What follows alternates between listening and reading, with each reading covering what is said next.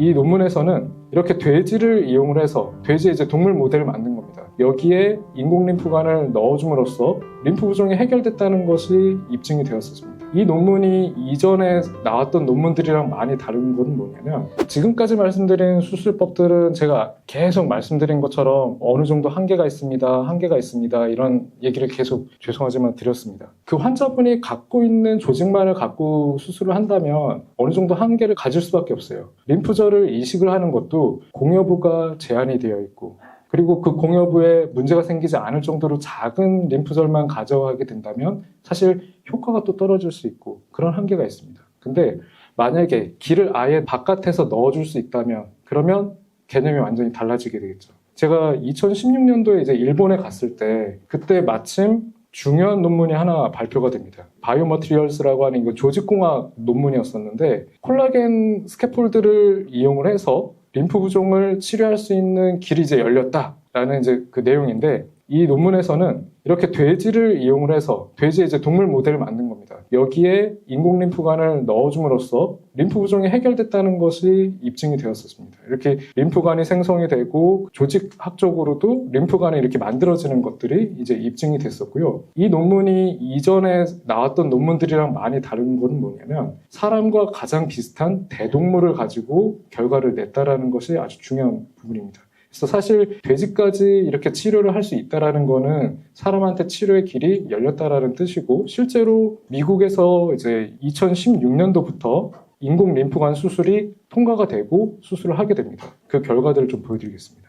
일반적으로 이제 유방암 수술을 할 때는 겨드랑이 림프절들을 이렇게 떼내게 되고요. 겨드랑이 있는 림프절 있는 부분을 이제 피해서 목에 있는 림프절에서부터 이 인공 림프관을 쭉 연결해서 넣어주게 됩니다. 요건 이제 실제로 이제 수술하는 장면이고, 림프관의 기능을 보는 ICG 검사에서 이게 수술 전, 수술 후입니다. 수술하고 나서 몇 달 지나면 이렇게 림프관이 형성이 되고 역류가 되어 있는 부분이 싹 사라지는 것을 볼 수가 있습니다. 실제로 임상 소견에서도 오른쪽 팔에 이렇게 림프 부종이 심하게 19%나 있는 분이 림프절 이식술을 받았는데도 이렇게 아직 반 정도밖에 해결이 안 됐습니다. 이분한테 인공 림프관 수술을 하고 1년이 지나니까 이제는 거의 정상화가 되는 것을 볼 수가 있고요. 왼쪽 다리에 이렇게 14% 차이가 나는 분이 림프관 정맥문합술을 받고 2년 정도 지났는데 아주 약간은 좋아졌지만 많이 부족하죠. 인공 림프관 수술을 하고 8개월이 지나니까 이제는 마이너스 4%, 반대쪽과 거의 비슷하게 정상화가 됐다는 것을 의미를 합니다. 이와 같은 수술법이 사실 우리나라에서는 이제 허가가 되지 않아서 사용하지 못했었다가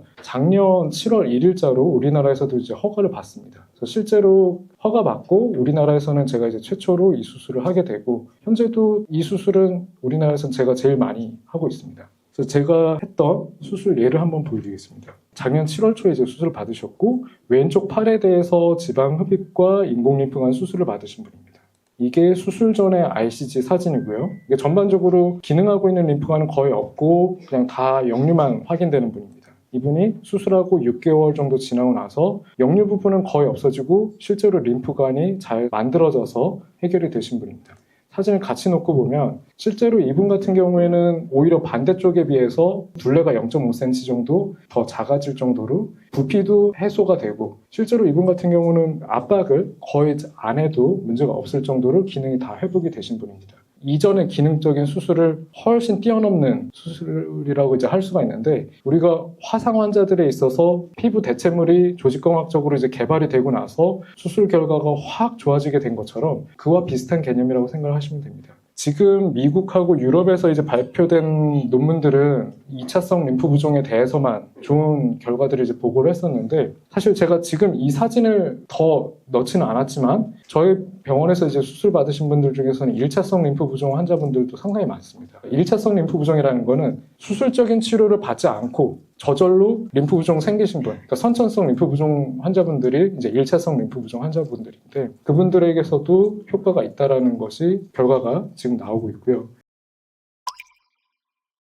그 환자분이 갖고 있는 조직만을 갖고 수술을 한다면 어느 정도 한계를 가질 수밖에 없어요. 림프절을 이식을 하는 것도 공여부가 제한이 되어 있고, 그리고 그 공여부에 문제가 생기지 않을 정도로 작은 림프절만 가져가게 된다면 사실 효과가 또 떨어질 수 있고 그런 한계가 있습니다. 근데 만약에 기를 아예 바깥에서 넣어줄 수 있다면 그러면 개념이 완전히 달라지게 되겠죠. 제가 2016년도에 이제 일본에 갔을 때 그때 마침 중요한 논문이 하나 발표가 됩니다. 바이오머티리얼스라고 하는 이거 조직공학 논문이었었는데 이 논문에서는 이렇게 돼지를 이용을 해서 돼지의 이제 동물 모델을 만든 겁니다. 여기에 인공 림프관을 넣어줌으로써 림프 부종이 해결됐다는 것이 입증이 되었었습니다. 미국에서 이제 2016년도부터 인공 림프관 수술이 통과가 되고 수술을 하게 됩니다. 일반적으로 이제 유방암 수술을 할 때는 겨드랑이 림프절들을 이렇게 떼내게 되고요. 겨드랑이 있는 림프절이 있는 부분을 이제 피해서 목에 있는 림프절에서부터